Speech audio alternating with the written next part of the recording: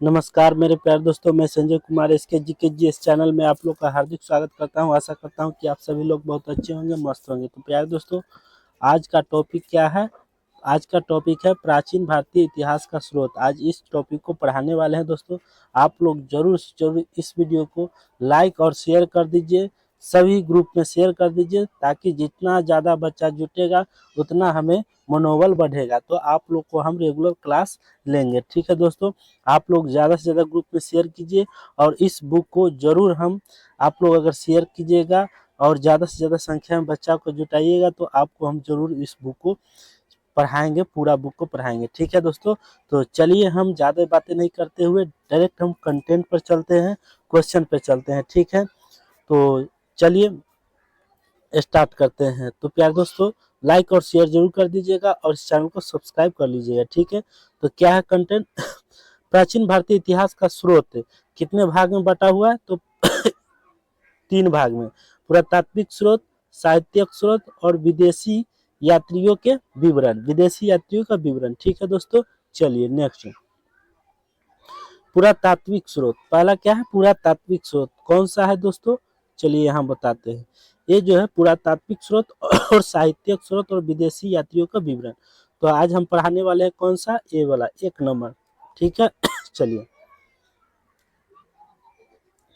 पुरातात्विक स्रोत। प्राचीन भारतीय इतिहास को जानने के लिए पुरातात्विक सामग्री सर्वाधिक प्रमाणिक है। पुरातात्विक जो है सामग्री वो सर्वाधिक प्रमाणिक है। ठीक है, और पुरातात्विक स्रोत जो है 6 भागों में बांटा हुआ है। कितने? 6 भाग में। ठीक है, कौन कौन है? 6 प्रकार के होते हैं।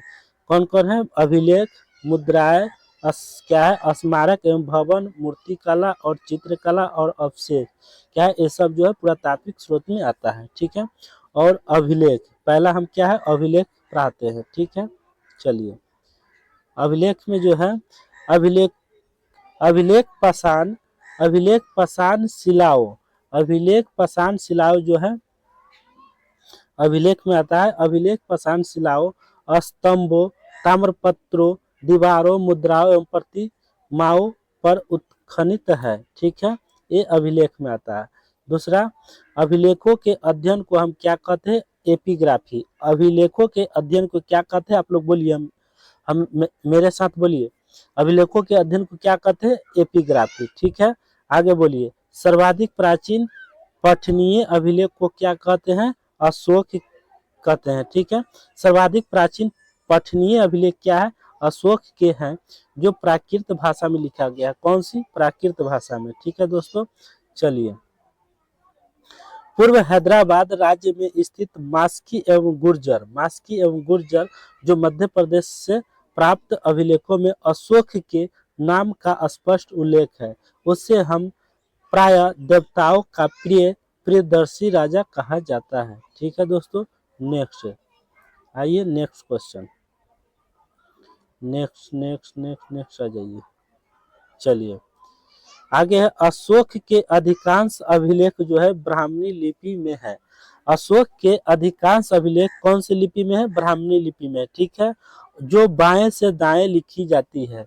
ब्राह्मणी लिपि जो है लेफ्ट टू राइट लिखा जाता है, लेफ्ट से राइट की ओर लिखा जाता है, बाएं से दाएं की ओर लिखा जाता है। ठीक है, याद रखिए, ब्राह्मणी लिपि जो है बाएं से दाएं उल्टा लिखा जाता है। ठीक है, और खरोष्टी लिपि जो है सीधा लिखा जाता है, दाएं से बाएं, है ना, सॉरी, यही सीधा हुआ, ये उल्टा हुआ। ठीक है, पश्चिम क्या है? पश्चिमोत्तर प्रांत से प्राप्त उसके अभिलेख जो है खरोष्टी लिपि में है, जो दाएं से बाएं लिखा जाता है। दाएं से बाएं तो उल्टा ना हो गया, बाएं से दाएं से सीधा हुआ, लेकिन जो है बाएं दाएं से बाएं की ओर लिखा था तो ये उल्टा हो गया। ठीक है, तो क्या है? खरोष्टी लिपि में दाएं से बाएं, ब्राह्मणी लिपि में बाएं से दाएं लिखा जाता है। ठीक है दोस्तों, चलिए नेक्स्ट। पाकिस्तान एवं अफगानिस्तान से प्राप्त अशोक के शिलालेखों में यूनानी एवं आरमाइक लिपियों का प्रयोग हुआ है। किसका? यूनानी एवं आरमाइक अभिलेखों का प्रयोग हुआ है। कहाँ? अशोक के शिलालेखों में। ठीक है दोस्तों, अशोक के अभिलेखों को पढ़ने में सर्वप्रथम जेम्स प्रिंसेप को 1837 ईस्वी में सफलता मिली। अशोक के अभिलेखों को सर्वप्रथम किसने पढ़ा? जेम्स प्रिंसेप ने पढ़ा। कब, किस ईस्वी में? तो 1837 ईस्वी में पढ़े। ठीक है। सर्वाधिक प्राचीन अभिलेख जो है 2500 ईसा ईस्वी पूर्व माना जाता है। सर्वाधिक प्राचीन अभिलेख 2500 ईसा पूर्व के हड़प्पा कालीन है, जो मोहरों पर भाव चित्रात्मक लिपि में अंकित है। कौन सा लिपि में अंकित है? भाव चित्रात्मक लिपि में अंकित है। ठीक है दोस्तों। नेक्स्ट, जिनका प्रमाणिक पाठ अभी तक असंभव बना क्या है दोस्तों? जिनका प्रमाणिक पाठ अभी तक असंभव बना हुआ है। प्रथम श्रेणी के अभिलेखों में अधिकारों और जनता के लिए जारी किए गए सामाजिक, आर्थिक एवं प्रशासनिक राज्यादेश एवं निर्णयों की सूचना रहती है, जैसे अशोक के अभिलेख। ठीक है दोस्तों, अशोक के अभिलेख समझ में आ रहा है? क्या समझे कि प्रथम श्रेणी के अभिलेखों में अधिकारों और जनता के लिए जारी किए गए सामाजिक, आर्थिक एवं प्रशासनिक राज्यादेशों एवं निर्णय की सूचना रहती है। किसमें? प्रथम अभिलेख में। जैसे में किसका है? तो अशोक के अभिलेख जो है प्रथम अभिलेख जारी किया गया था, खोजा गया था। ठीक है। नेक्स्ट, द्वितीय श्रेणी के वे अनुष्ठानिक अभिलेख है जिन्हें बौद्ध, जैन, वैष्णव, शैव आदि संप्रदाय के मतानुयायियों ने स्तंभों, प्रस्तर फलकों, मंदिरों एवं प्रतिमाओं पर उत्कीर्ण कराया। क्या दोस्तों? द्वितीय जो है श्रेणी के अनुष्ठान अभिलेख है जिन्हें बौद्ध, जैन, वैष्णव, शैव आदि संप्रदायों के मतानुयायियों ने स्तंभ, प्रस्तर फलकों, मंदिरों एवं प्रतिमाओं पर उत्कीर्ण कराया। ठीक है। नेक्स्ट, तृतीय श्रेणी के वे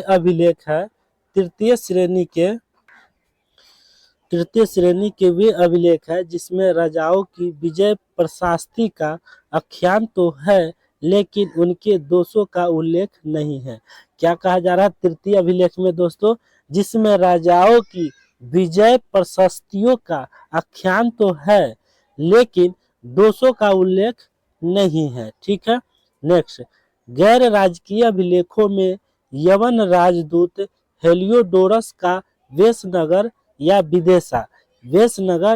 विदेशा से प्राप्त गरुड़ स्तंभ लेख, क्या गरुड़ स्तंभ लेख विशेष रूप से उल्लेखनीय है। ठीक है।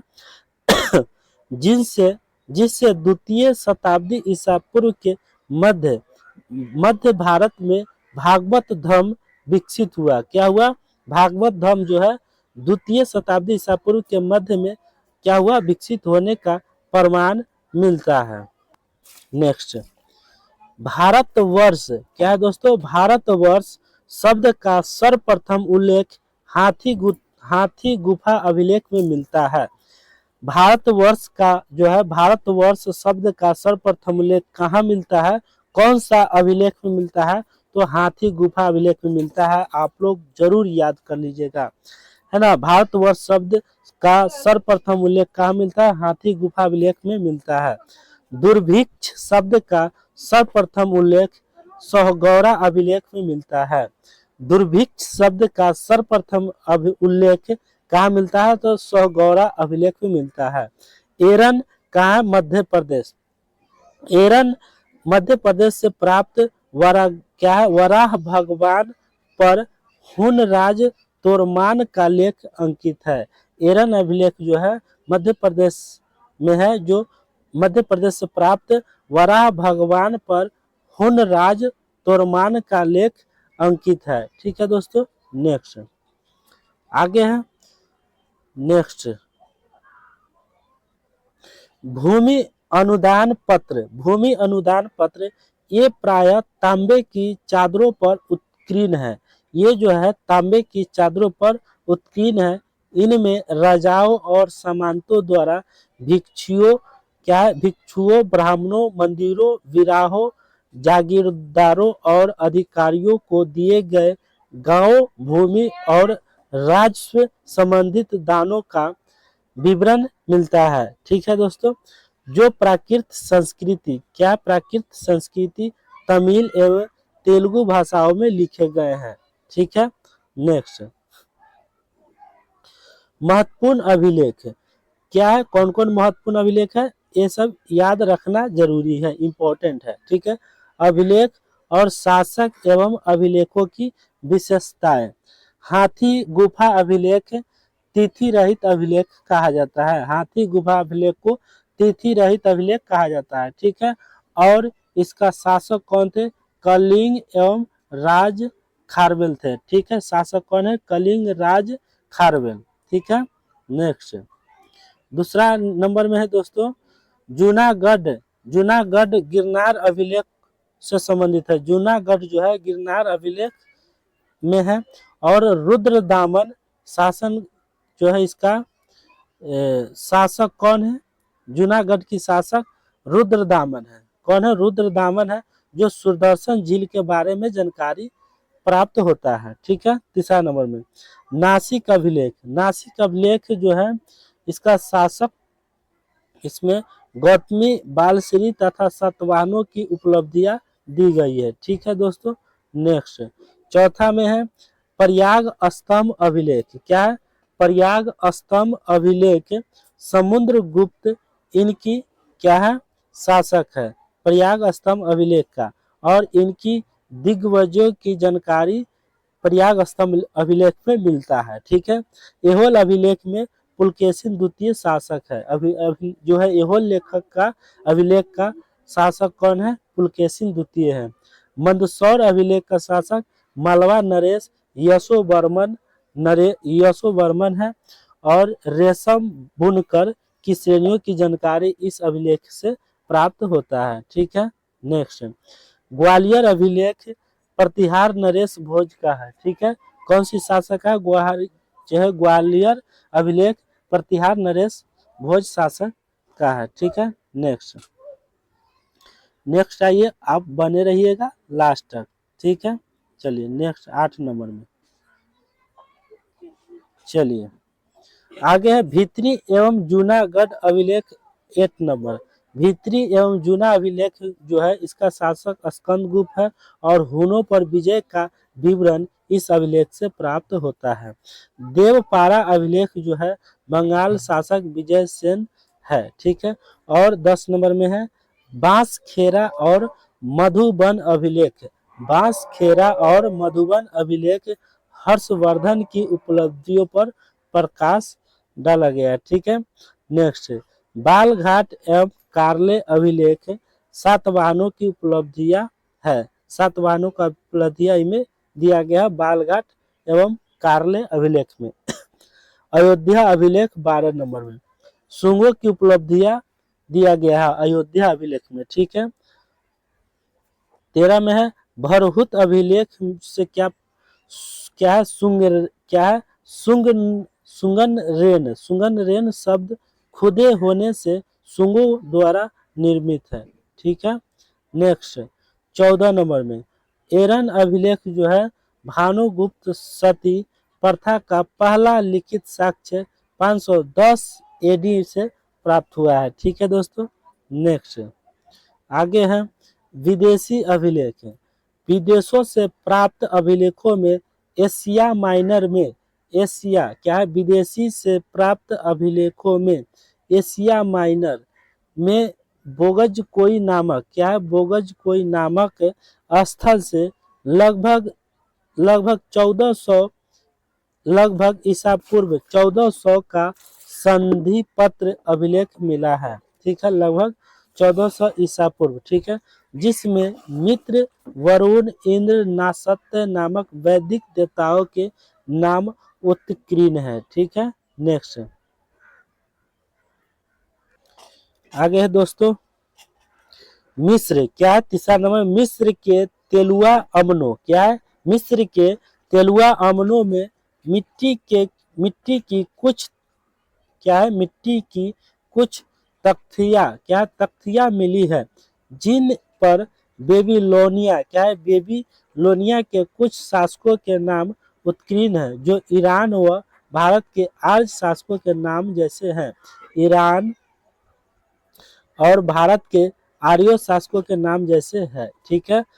पारसियों पोलिल पारसी पारसी पोलिल एवं बेहिस्तून अभिलेख से ज्ञात होता है कि ईरानी सम्राट द्वारा प्रथम ने सिंधु नदी घाटी पर अधिकार कर लिया था।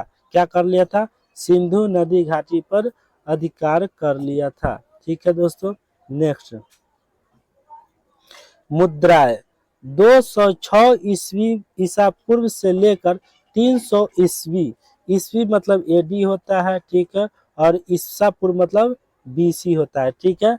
206 बीसी से लेकर 300 एडी तक के भारतीय इतिहास का ज्ञान हमें मुख्य रूप से मुद्राओं की सहायता से प्राप्त होता है, ठीक है, प्राप्त हो पाता है।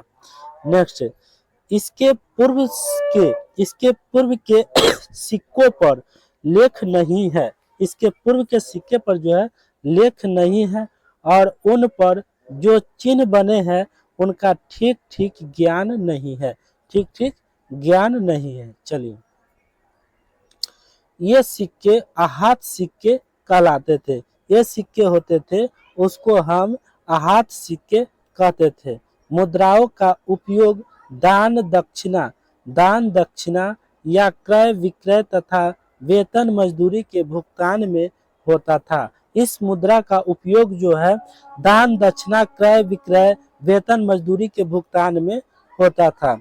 शासकों की अनुमति से व्यापारिक संघों या श्रेणियों ने भी अपने सिक्के चलाए थे, ठीक है। नेक्स्ट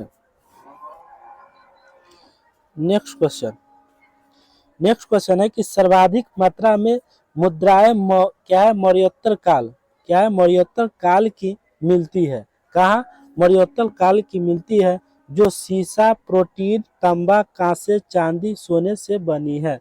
सर्वाधिक मात्रा में मुद्राएं जो पैसा मिला है, सिक्का मिला है, वो मौर्योत्तर काल की मिलती है, मौर्योत्तर काल की मिलती है। जो वो सिक्का बना हुआ था सीसा, प्रोटीन, सीसा, प्रोटीन, तांबा, कांसे, चांदी, सोने से बनी थी, है ना। सीसा, टीन, तांबा, कांसे, चांदी, सोने से बनी हुई थी।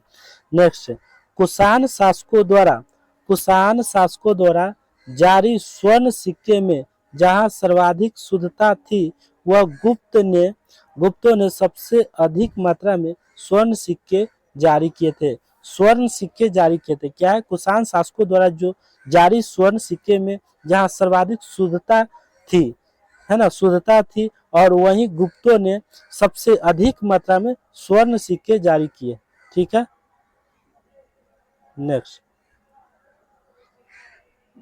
धातु के क्या है दोस्तों? धातु के टुकड़ों पर ठप्पा मारकर बनाई गई बुद्धकालीन आहत मुद्राएं पर पैर मछली, सांड, हाथी, अर्धचंद्र आदि वस्तुओं की आकृति होती थी। धातु के टुकड़ों पर ठप्पा मारकर बनाई जाती थी सिक्का, वो जो था वो बुद्धकालीन आहत मुद्राएं थी, सिक्का थी, ठीक है। जो उस सिक्का पर जो मुद्रा था वो उसमें चित्र क्या था? पैर, मछली, सांड, हाथी, अर्धचंद्र आदि वस्तुओं की आकृति उस पर होती थी, ठीक है। मुद्राओं से तत्कालीन आर्थिक दशा तथा संबंधित राजाओं की साम्राज्य सीमा का भी ज्ञान होता था। मुद्राओं से तत्कालीन आर्थिक दशा तथा संबंधित राजाओं की साम्राज्य सीमा का भी ज्ञान होता था। क्या? सीमा का ज्ञान भी होता था, ठीक है। नेक्स्ट, कनिष्क के सिक्के से उसका बौद्ध धर्म का अनुयायी होना प्रमाणित होता है। कनिष्क के ही शासन काल में जो है सोने के सिक्के जारी किया गया था, ठीक है। तो कनिष्क के सिक्के से उसका बौद्ध धर्म का अनुयायी होना प्रमाणित होता था। समुद्रगुप्त के कुछ सिक्कों पर यूप बना है। क्या? यूप बना हुआ है, जबकि कुछ पर अश्वमेघ पराक्रम शब्द उत्कीर्ण है। ठीक है, जिसमें उससे बीना बजाते हुए भी दिखाया गया है, बीना बजाते हुए भी दिखाया गया है ना, सिक्के पर। ठीक है, यहाँ समझ में आया ना आप लोग को कि समुद्रगुप्त के कुछ सिक्के पर यू बना है, जबकि कुछ पर अश्वमेध पराक्रम शब्द उत्कीर्ण है, जिसमें उसे बीना बजाते हुए भी दिखाया गया। इससे प्रमाणित होता है कि वो संगीतज्ञ थे। क्या थे? संगीतज्ञ थे। कौन? समुद्रगुप्त, है ना। सिक्का पर बीना बजाते हुए दिखाया गया। इंडो यूनानी क्या है दोस्तों? इंडो यूनानी तथा इंडो सिथियन शासकों के इतिहास के प्रमुख स्रोत सिक्के थे। क्या थे? सिक्के थे। ठीक है, नेक्स्ट आगे आ जाइए दोस्तों। नेक्स्ट चलिए आगे क्या है दोस्तों? सातवाहन राजा सातकर्णी की एक मुद्रा पर जलपोत उत्कीर्ण होने से उसके द्वारा समुद्र विजय क्या है? उसके द्वारा समुद्र विजय का अनुमान लगाया गया। क्या किया? अनुमान लगाया गया। चंद्रगुप्त द्वितीय की व्याघ्र शैली क्या है? व्याघ्र शैली या चांदी की मुद्राएं से उसके द्वारा पश्चिम क्या? पश्चिम भारत के शकों पर विजय सूचित होती है। पश्चिम भारत पर क्या है? सिक्कों पर शकों पर विजय प्राप्त होता है। ठीक है दोस्तों, क्या है? फिर से हम समझा देते हैं।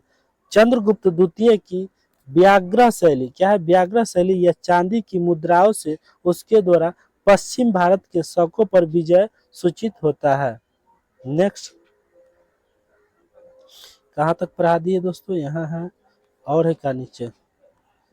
ये लास्ट है ना पेज। अच्छा चलिए, यहाँ तक हो गया। चलिए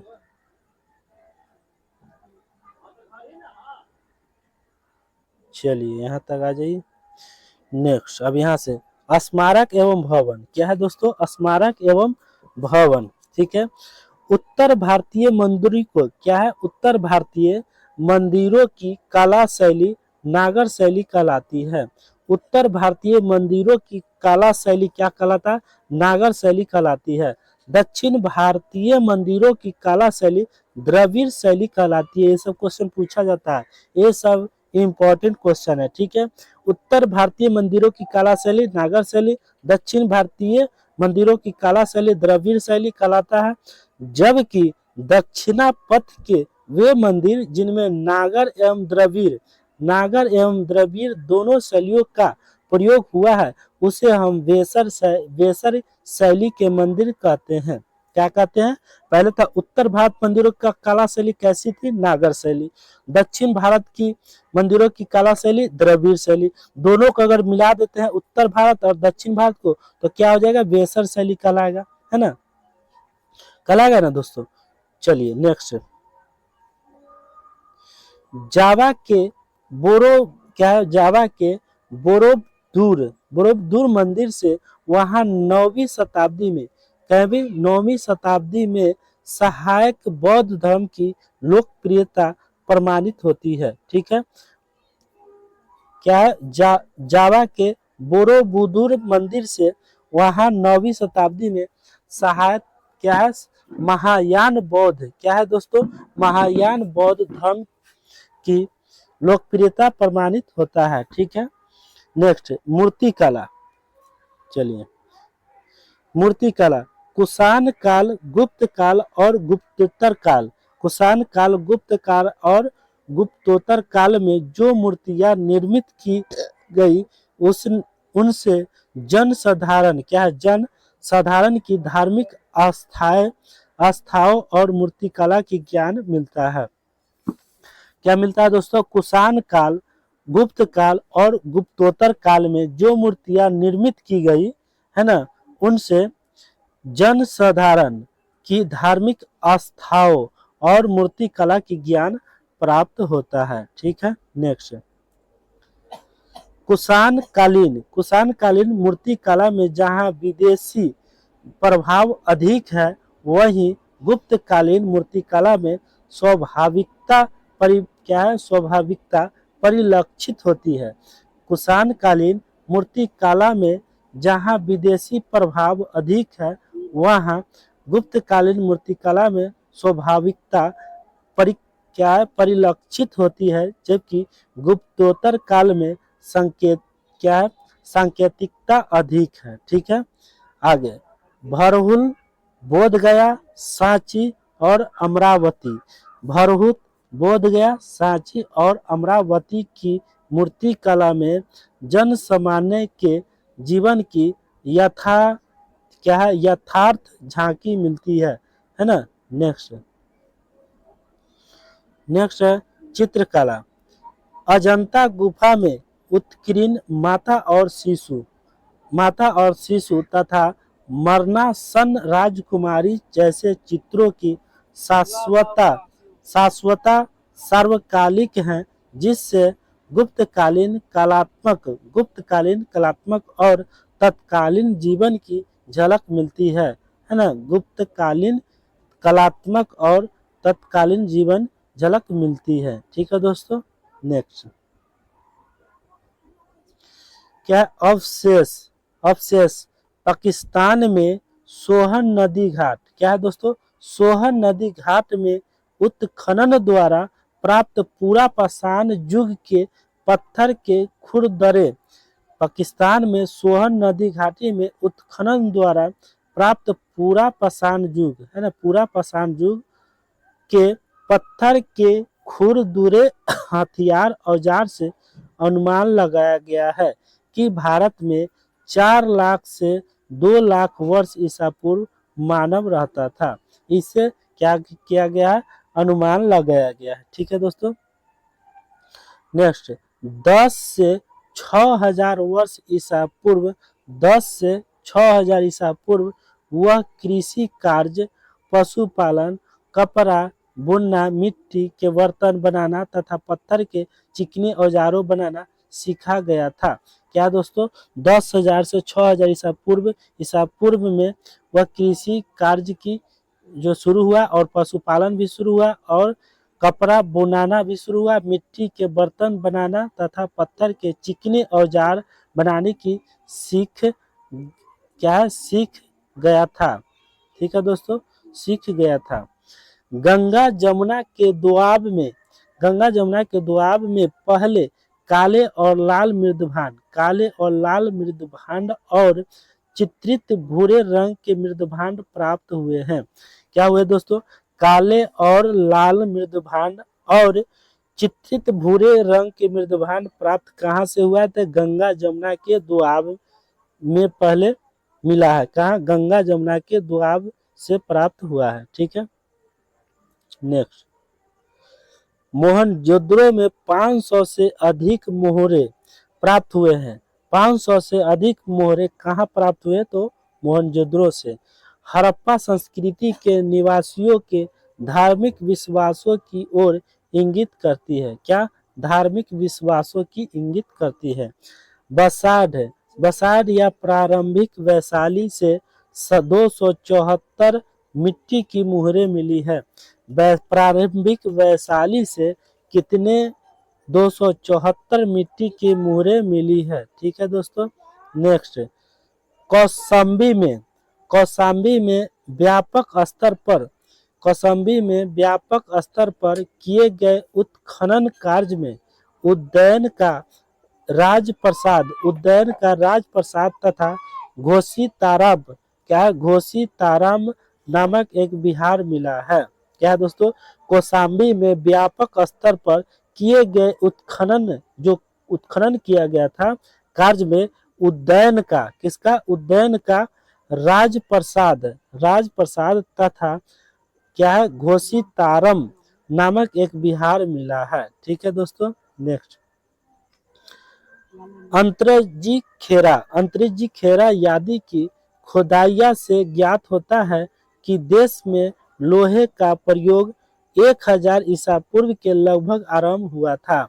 लोहे का जो है दोस्तों अंतरिजी खेरा यादी की खुदाई से ज्ञात होता है कि देश में लोहे का प्रयोग 1000 ईसा पूर्व के लगभग आरंभ हो गया था। रोमिला, क्या दोस्तों, रोमिला थापर के अनुसार लोहे का उपयोग 800 ईसा पूर्व में आरंभ हुआ है। ठीक है, रोमिला थापर के अनुसार कहा गया है कि लोहे का जो है उपयोग 800 ईसा पूर्व में हुआ था।